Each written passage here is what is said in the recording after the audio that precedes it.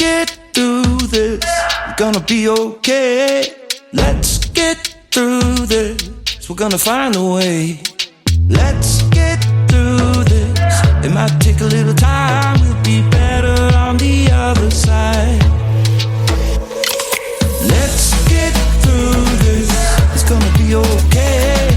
Let's get through this. We're gonna find a way. Let's get through this. It might take a little time. It's better when I see you smile. There's nothing going on around here. People told to just disappear, but these clouds are just temporary, and the love keeps touching me.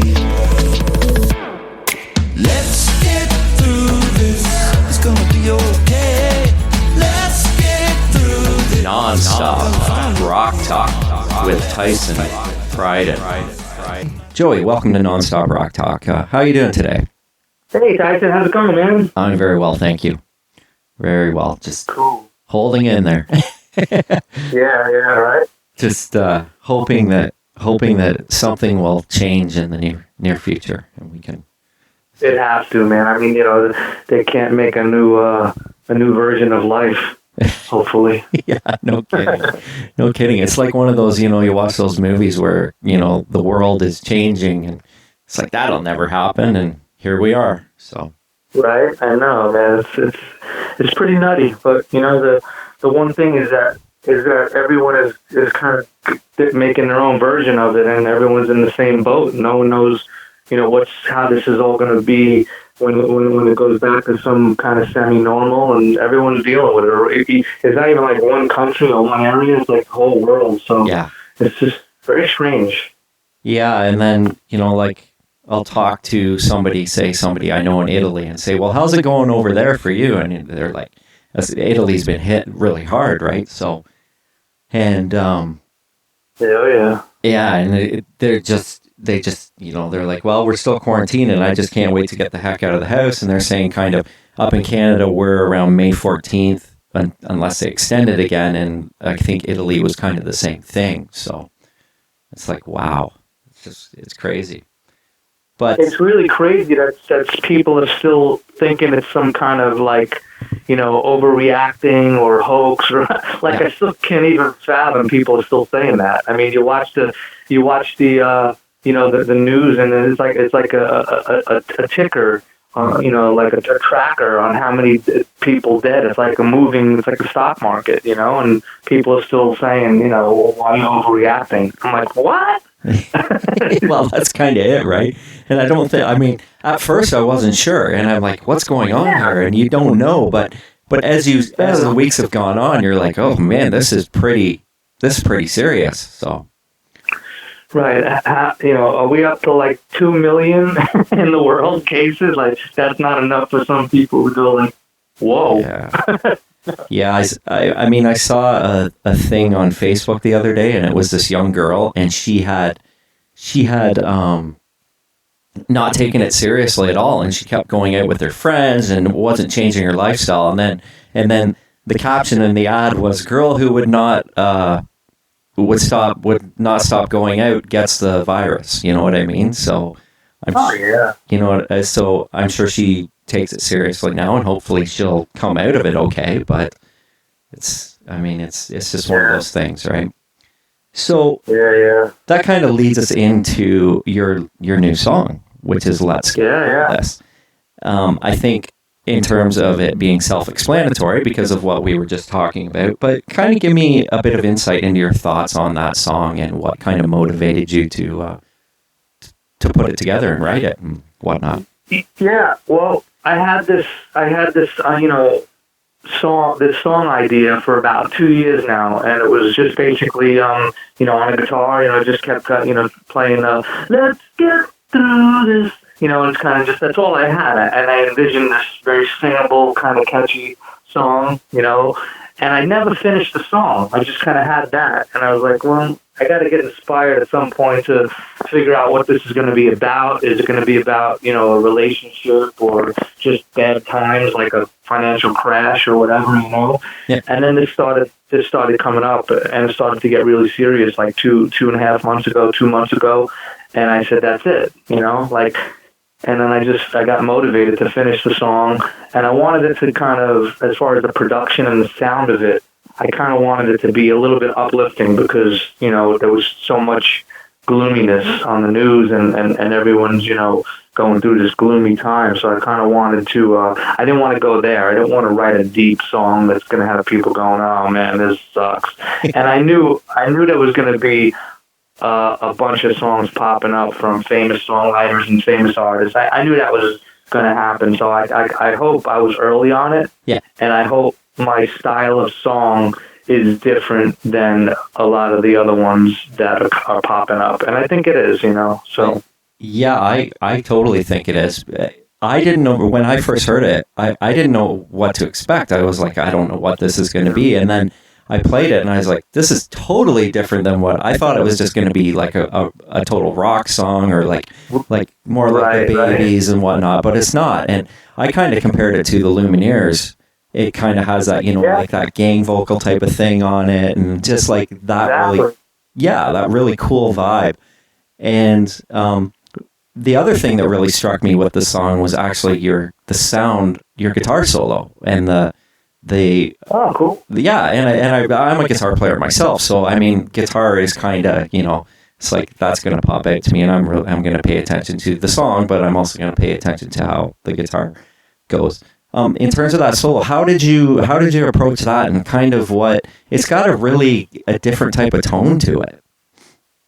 Well, you know, two things. It's for me, if you know anything about my writing and my production over the years, this is really a step out for me, and production-wise, you know, the sound of it. And you're exactly right. I wanted to have it be like more of a pop thing, but still have some credibility as a song, you know?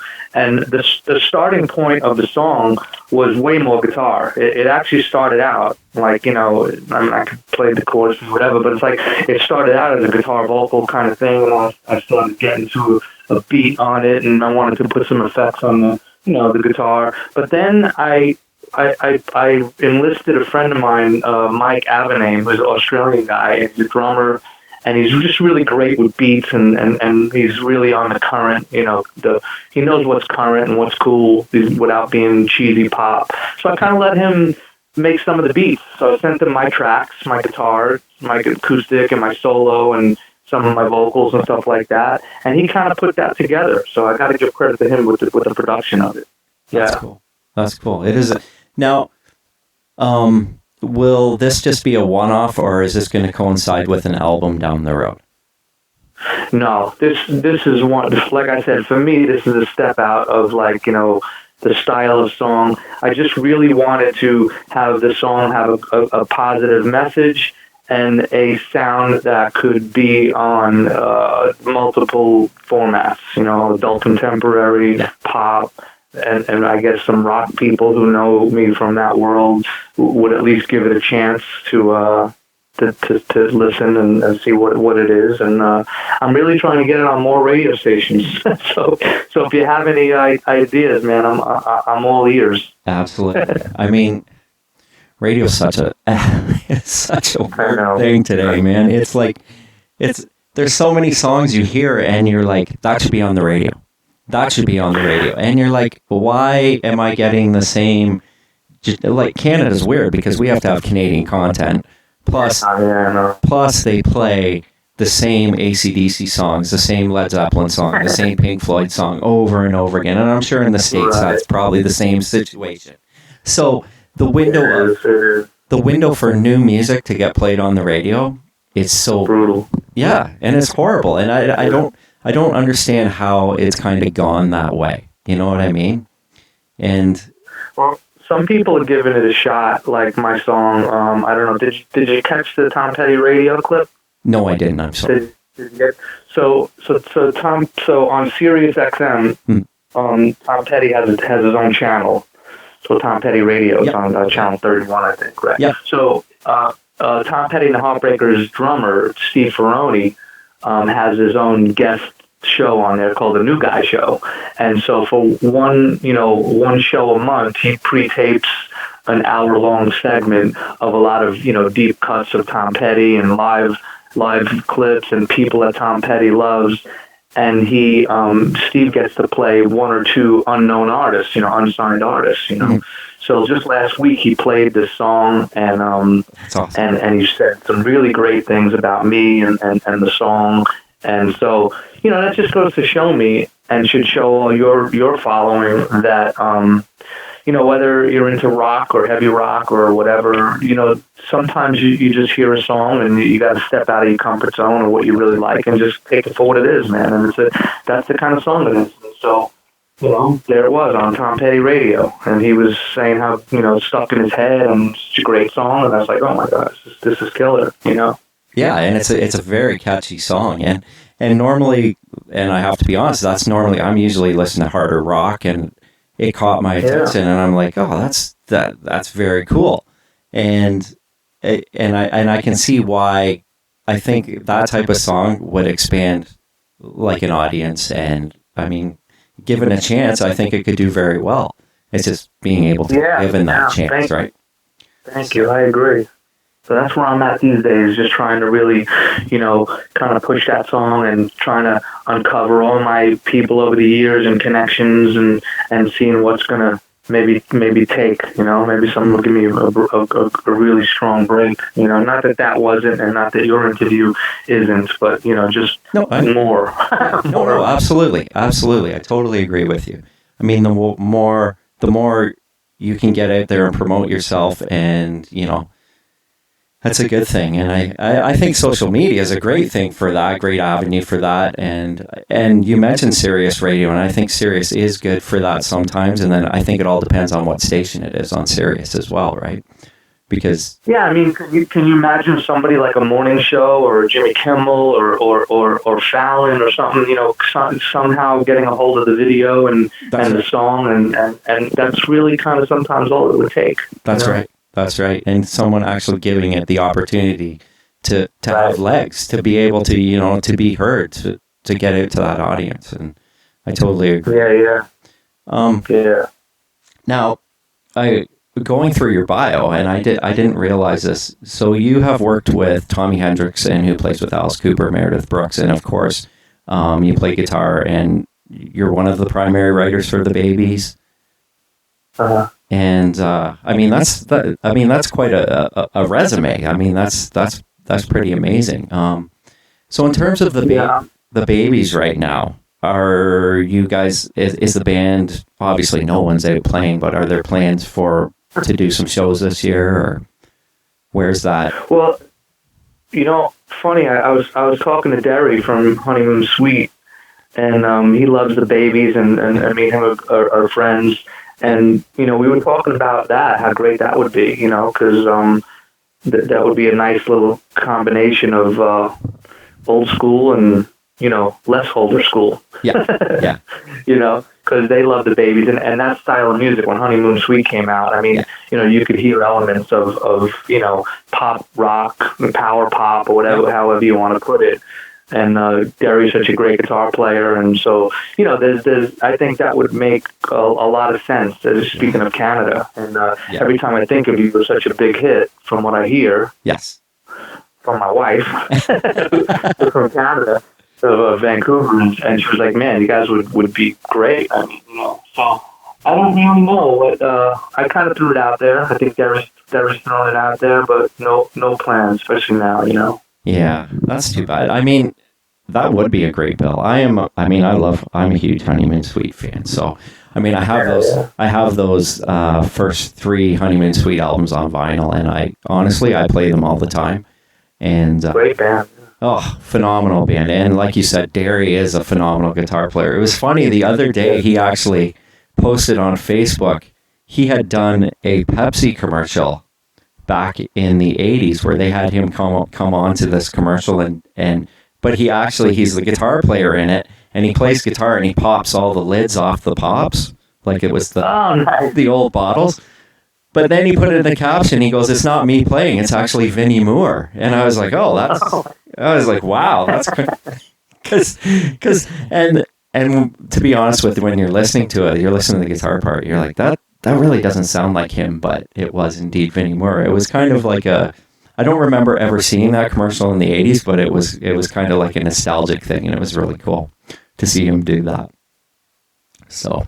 Yeah, that's great. Yeah. And I recently put out a video. Well, it's going to be a full music video, but I re-recorded Harvest Moon, Neil Young Harvest Moon. Nice. Cool. So your Canadian friends and fans, I think, will dig it.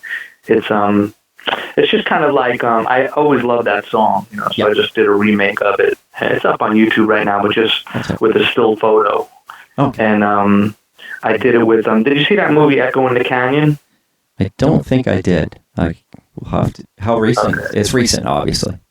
Yeah, it just came out. It's kind of like a movie about Jacob Dylan is the narrator, and he kind of goes back to his roots as a kid. Obviously, through his father, he's friends with all those Crosby, Stills, Nash, and Jackson Brown, and all these legends from the Topanga Canyon, Laurel Canyon kind of scene in the 70s, and it's a really great movie. So anyway, somebody in Jacob's band, Fernando, he really sticks out. He's got like a derby hat and a big beard. He's really, really talented guy. So me and him kind of together produced this thing, and that's cool. And it's a really cool version of it. So check that out. It's so funny. I mean, the last two people we've talked about, like where I live, I mean, Neil Young's probably from like an hour and a half from here, and then Derry Graham's like 2 hours from me. So we're getting a lot of Canadian content in here today. Yeah, I even played Mike Bullard's show. Oh, did you? Wow. Back in when I was Meredith Brooks. Yeah. Wow. I was in a band, and we weren't live on it, but we went into his studio because he had gotten a new studio, and he needed a band to come in and try out the new studio, all the equipment and whatnot. And my band went in and did that as well. And they did like a fake taping, more or less, and we got to play and videotaped it and everything, which was really cool. So that was a lot of fun. Funny guy. That was like a 99, I think. Wow. 1999, yeah. Yeah, I think ours was early 2000s, I think, somewhere around there we went in. I think he had moved. So Meredith Brooks, I mean, I remember buying that CD when it came out, and my wife was a singer, and I was in a cover band at the time, and we used to do Bitch. And I think, of course. Yeah, and to this day, I think she still sings that song. That was a good album. Did you play on that album, or did you just... No, just toured. Yeah, just toured. That would have been nice. Yeah. Although when that song came out, she was telling me that Capitol Records basically signed her on that song alone. It was like back in the day when you could get signed on a song, and she was saying, they really didn't even care about what other songs they had. They said, we'll fill the album. It doesn't really matter. Just we want that song. And the other cool thing is they did not re-record the demo. All they did was remix it because they wanted that song, that vocal take, that version. So wow. if you listen to that song back with that knowledge, it's kind of cool because you could hear some imperfections and whatever. So but they did not want to change it. So isn't like the kick drum up front, and I'm just trying to think back to that song. It's got a different sound to it as well, and it was very like late 90s sounding. And I'm gonna have to listen to it again because after you say that, and that's so true, and it almost does sound like it could be a remix demo, and obviously it is. That's kind of cool. I had no idea. Yeah, it's just a demo. Yeah, and that's when you think about it, and then you think about how big that song is, that version, and how many movies and commercials it's been in, and how much airplay it's gotten. It's trippy. Yeah. And just that song alone was a reason why that album went multi-platinum, in the States. And when you think about the global appeal and it's all on a demo with probably, it only has a few chords in it. Yeah. It's like a drum loop beat. Who even knows? I don't even remember if they used live drums. I think maybe they. I don't think they did. I think it was a drum, a couple of loops. Yeah. Yeah. So when you think about it, as a fan, if you really dissect that information, it's really amazing that can happen. It is, and I mean, I'm thinking about her at the same time. I'm thinking they only wanted that song, and they didn't matter what other songs were on the album. Like, moving forward, it's almost like, is this what's going to happen from there? I guess at the time you don't really think about that. I just wonder how, I mean, the label would go about that afterwards. Like, are they going to keep you on? Are they going to, or this is it? You know what I mean? I mean, not to take anything away from her or her, as an artist or a songwriter, because she's very into all that stuff, I was just pointing out that they happen, her and Shelley Peiken, the other writer on the song, who's a great songwriter, they just happen to stumble on that magic, it happens once in a while. Yeah. It's that song, that message, that vocal take on a demo, that was enough. Yeah. You know what I mean? Yeah, and I mean, that song is still, women love that song. Like, as soon as, oh my God. If you're in a bar, as soon as that song comes on, and, the middle of the night, I love this song, that kind of thing. So no brainer. It's one of those no brainer songs. Yeah, exactly. It's like You Shook Me All Night Long. Like, it's a classic now. I guess you could say that 20 years later, it's a classic. So. And so many people thought it was Alanis, even to this day. Yeah, that's right. People think this is Alanis, and it's so similar, and you could totally hear it. And like, if you didn't know and you weren't in the music business or you weren't a real music fan and you just remember that song, I bet you if you polled people, like, whatever random people, they probably would guess Alanis Morissette more than Meredith Brooks. I totally agree. I remember actually when that song came out, I went and bought the CD and it was primarily for that song, because I'm playing in a cover band with a female singer. We're gonna do this song because it's huge on radio right now. So, and and I think, to the point, I honestly don't remember what else it was on the album. So, and that's unfortunate. So.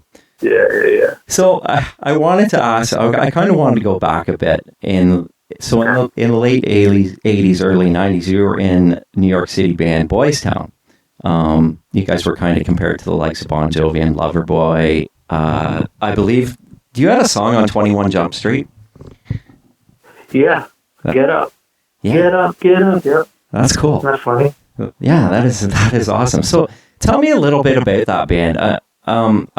To be honest, I wasn't really familiar until I started reading your bio, and then I looked it all up. I went on YouTube. I was like, oh, and now I'm gonna try and hunt down. Hopefully, I can hunt down that album somewhere, because I was really digging the music. I really liked it. So, if you like power pop, and I do, it's like kind of a cross between Foreigner and Bruce Springsteen meets Foreigner and Journey. Like, that's the kind of vibe it is. And that was one of the first bands I was ever in, So we got a record. We were managed by the owner of a famous club called the China Club. I remember that. And it's in a bunch of movies, and it was just a famous, like, just to give you a vibe. You could go in on back in the time of the, late 80s, early 90s, you could go into the China Club. It was in Manhattan. And on any given, you could be there on a Monday night, and you could be at the bar, and next to you is Eric Clapton. Wow. Like, for real. Yeah. Like Eric Clapton. Like, because they knew, like, it was one of those places, like, they knew no one was going to mess with you, and just celebrities was safe, and it wasn't, it wasn't like any threat. No one's going to be a jerk because they'll get kicked right out, Yeah. And that was the vibe of the China Club. So it was really cool. And me as a little kid, being, that was my manager, So anyway, so we had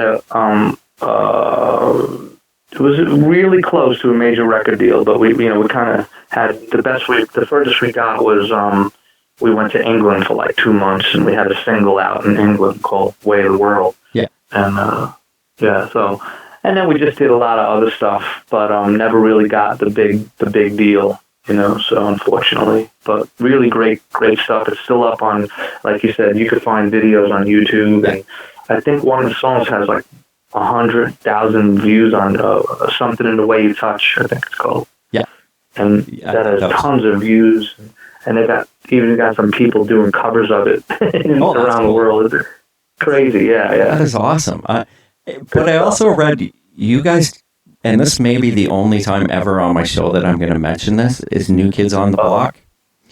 That you guys... What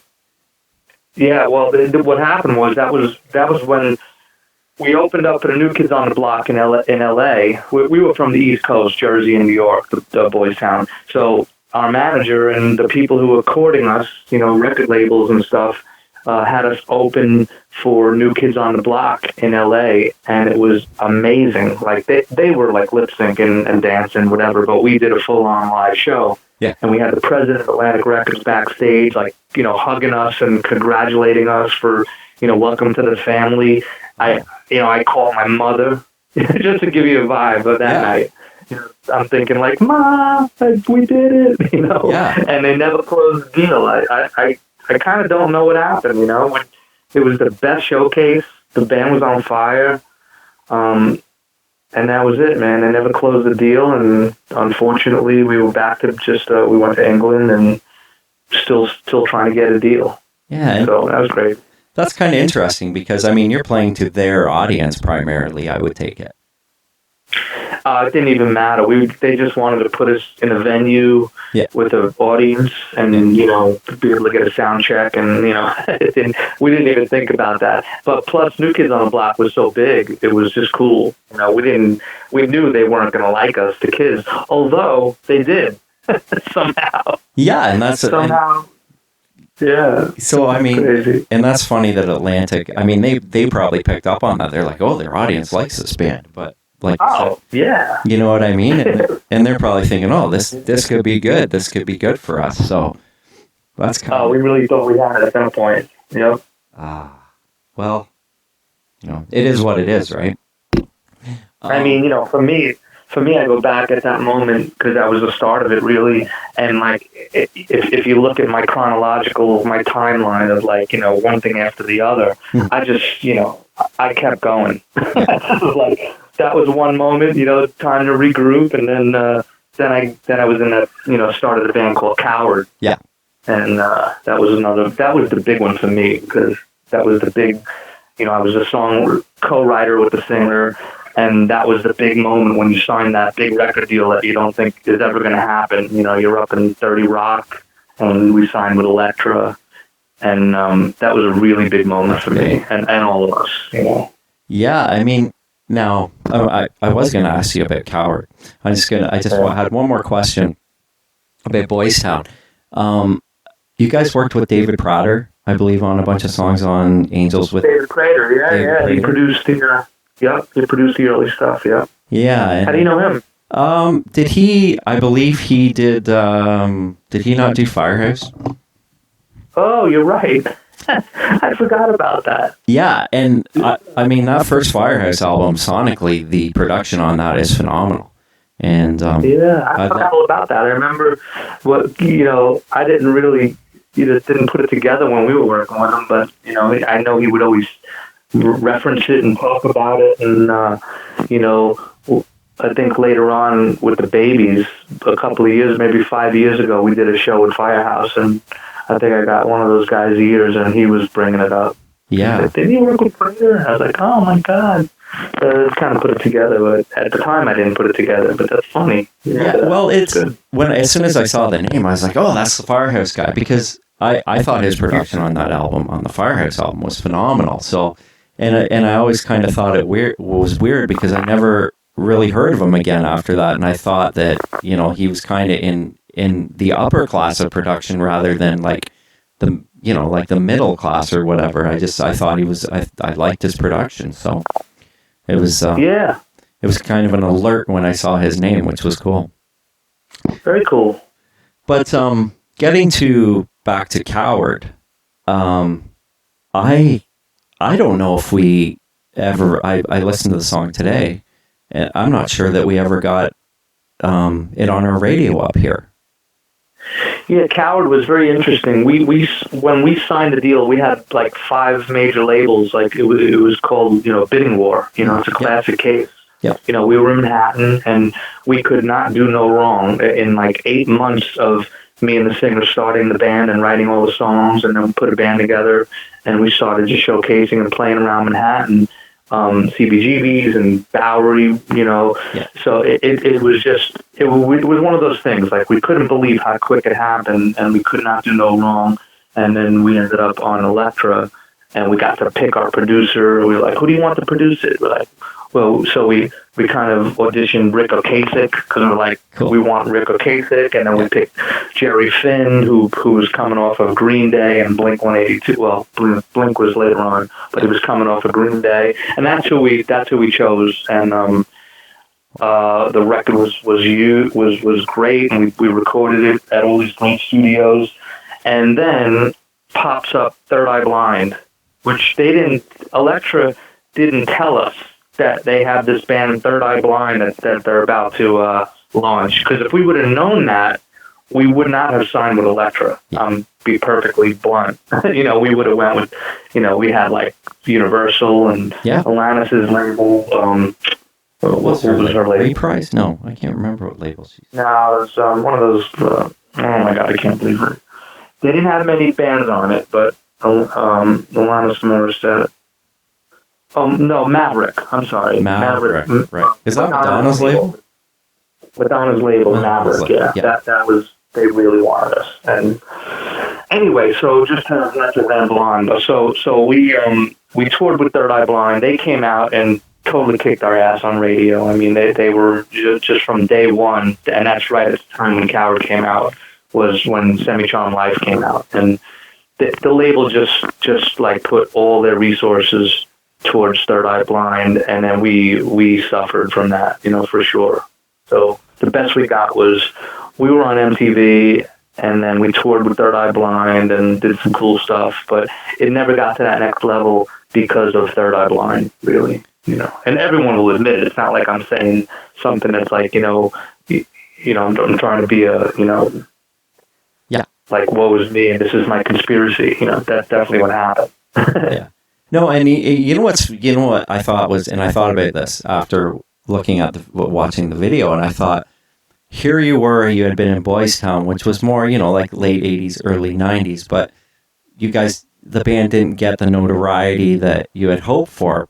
But it was a good thing for you because your transition going to a 90s band was a good transition, right? Because it wasn't like you were like Janie Lane or one of those 80s guys that, like no one's ever going to take you seriously because you were in an 80s band or you were up. Right. Then the style becomes not the style anymore. And that's right. If anything, if your listeners go check out Coward, if anything, we were ahead in a lot of ways. I mean, we were doing the whole thrift store, like, not giving a crap, but, like a kick up of like Nirvana, just more style and more, kind of, what we were going for, just to tell you, is we were going for like a modern day Cheap Trick meets the Cars. Cool. So that's where our heads were at, just this, they thought we were going to be huge. I mean, we could not do no wrong. Every show was packed.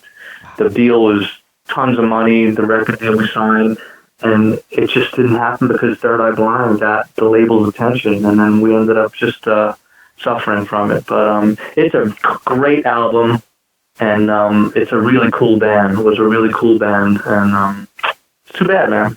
Yeah, and it's I mean, that's just another one of those record company stories that sucks, right? And Third Eye Blind was that album was huge. And I mean, you guys, it must have been hard for you guys to sit back and watch that happen, though. Oh, way hard. The good thing is, if there is a good thing, is that we opened up for them, and a lot of people would say that we like blew them away, even with their hit on the radio. Yeah. That's just up for interpretation, but we really held our own and did a great job, and we got really close. We got airplay, but not enough to make it a hit.